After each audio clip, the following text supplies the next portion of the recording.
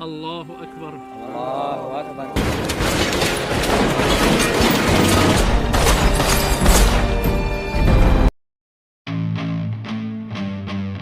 Hai, gimana kabar semuanya? Semoga sehat selalu ya, serta dimudahkan segala urusannya, amin. Ya, pada film kali ini kita akan menceritakan seorang mantan bos penguasa mafia yang berhenti dari dunia keharamjadahannya dan memilih hidup damai bersama keluarga kecilnya. Sampai suatu ketika beberapa orang tak dikenal menembakinya dengan luka 22 peluru bersarang di tubuhnya. Namun dia mampu selamat dari tragedi itu dan berhasil pulih kembali bersiap balas dendam. Walaupun hal seperti ini sangatlah langka, tapi ketika film berbicara hal yang nggak mungkin jadi mungkin, yang tak mungkin jadi mungkin, yang tidak mungkin jadi mungkin, tanpa banyak basa dan basi mari kita gaskan.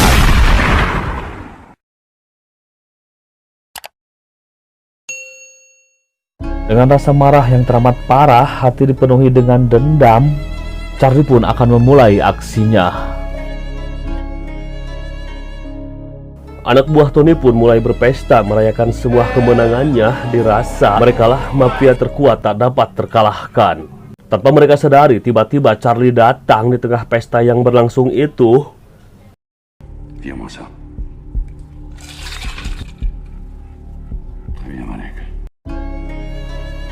Setelah semua senjata berhasil dikumpulkan, Charlie pun meminta mereka untuk berpamitan kepada keluarganya masing-masing. Karena setelah itu, Charlie akan pastikan semua tidak akan ada yang hidup.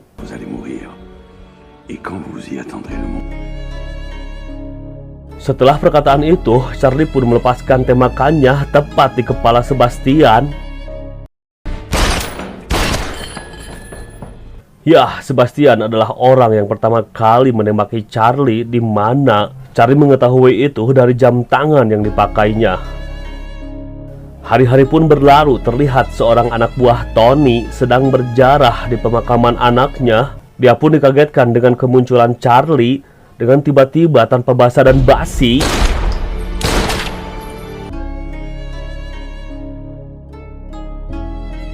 Scene selanjutnya memperlihatkan Tony resah gelisah menghantuinya.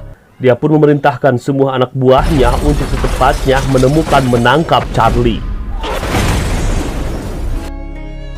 Martin yang berkunjung ke rumah Charlie mendapati seisi rumah dengan keadaan sudah berantakan tak karuan. Dia pun bergegas pergi menemui Charlie, di mana dia tahu tempat persembunyian Charlie berada. Namun sialnya, Martin tak menyadari bahwa sebuah gerak-geriknya dipantau oleh anak buah Tony. Sampailah Martin ke tempat persembunyian Charlie, di mana Charlie mengetahui bahwa Martin dibuntuti oleh para anak buah Tony yang memburunya.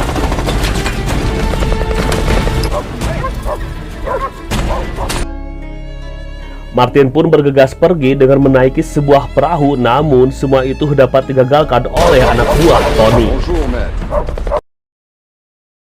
Sementara itu, Charlie kabur dengan sepeda motornya. Aksi kejar-kejaran pun terjadi.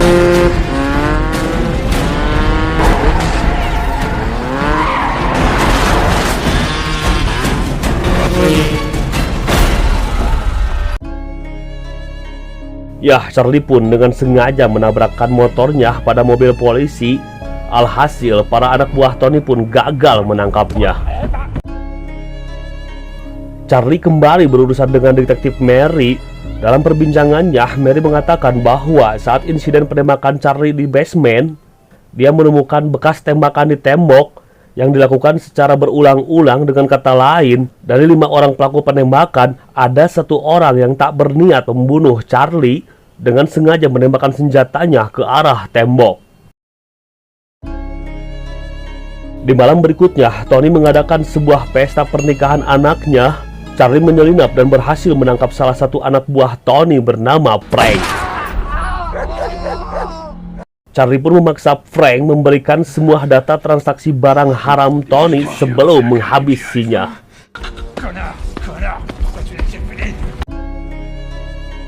Tony yang mengetahui semua itu marah murka terhadap Charlie, membunuh Charlie menjadi harga matinya. Scene berpindah memperlihatkan Anatoly pulang dari sekolahnya. Sebelum pulang ke rumah, Pat, sahabat Charlie, pun menjemput Eva yang tak jauh dari sekolah Anatoly.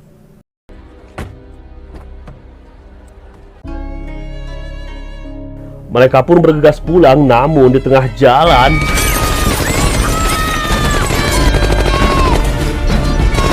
beberapa orang bertopeng menembaki mobil mereka. Pat pun tak berdaya, Anatoly dan Eva pun berhasil diculiknya. Beberapa saat kemudian, polisi menemukan Eva dengan luka lebam di wajahnya. Eva sengaja ditinggalkan oleh para penculiknya. Eva pun menceritakan kepada detektif Mary apabila ayahnya tidak menyerahkan diri kepada Tony, maka mereka tidak akan segan-segan membunuh adiknya, Anatoly. Detektif Mary pun bergegas pergi menaiki mobilnya, namun secara tiba-tiba Charlie memasuki mobilnya. Mereka pun mulai berbincang. Charlie meminta detektif Mary untuk mengabarkan bahwa Charlie sudah tertangkap oleh kepolisian agar Tony berhenti mencarinya. Dengan itu, Charlie dapat leluasa membebaskan anak kesayangannya, Anatoly. Charlie pun berjanji setelah semua ini berakhir, dia akan menyerahkan dirinya kepada kepolisian.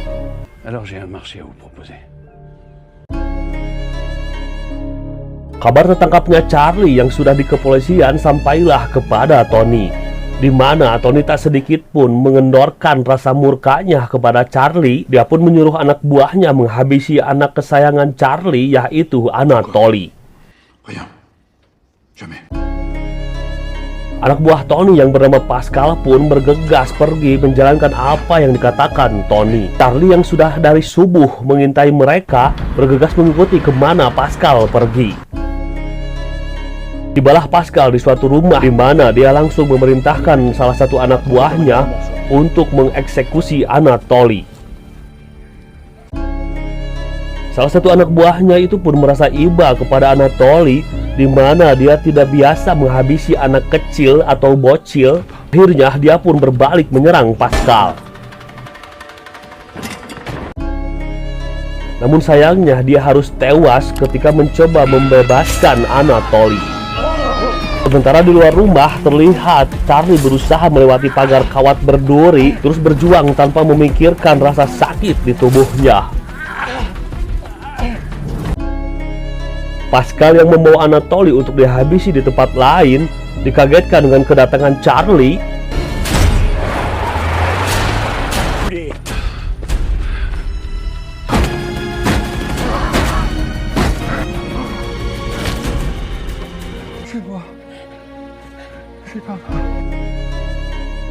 Setelah semuanya selamat, Charlie pun mengabarkan pada keluarganya tidak perlu lagi takut karena dia sudah menghabisi semua anak buah Tony.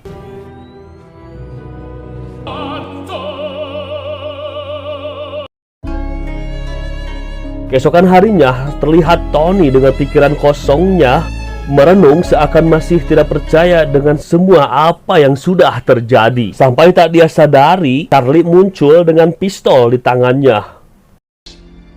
Ami, jusqu'après la mort, tu te souviens?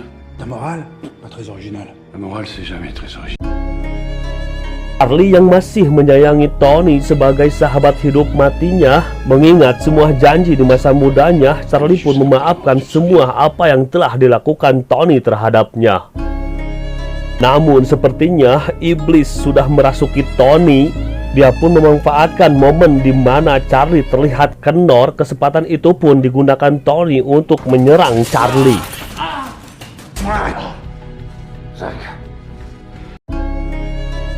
Dengan skill bela dirinya, Charlie pun mampu membalikkan keadaan hingga tibalah para polisi dengan detektif Mary.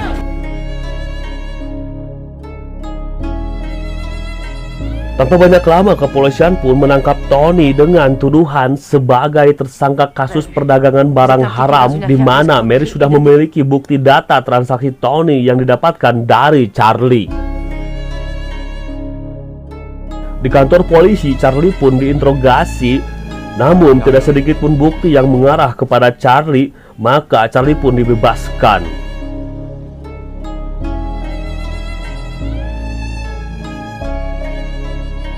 Martin yang sudah menunggu Charlie terlihat bahagia menyambut Charlie keluar dari kantor kepolisian. Di dalam mobil, Charlie pun meminta Martin mengantarkannya pada lokasi di mana dia ditembaki pada saat itu.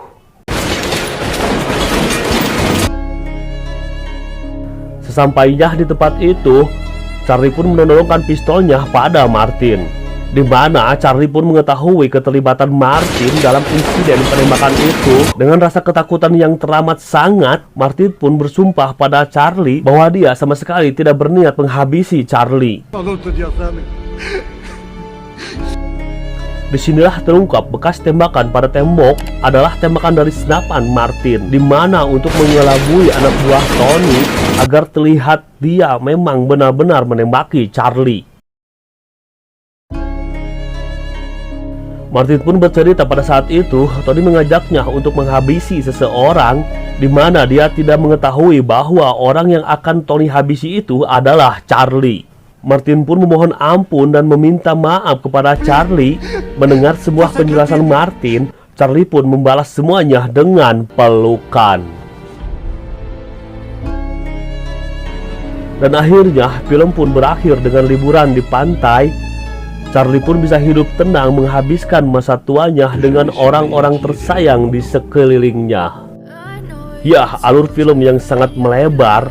Para sahabat-sahabat harus menonton versi fullnya karena banyak scene-scene yang menarik di sana tak sempat dibahas di konten ini. Mohon maaf atas segala kekurangannya. Sampai ketemu lagi di video-video selanjutnya. See you next time. Dadah.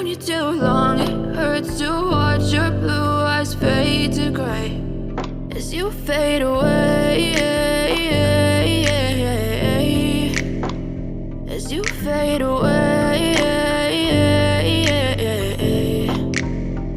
Yeah, I'm about to fade away, 'cause every time I wake up I feel like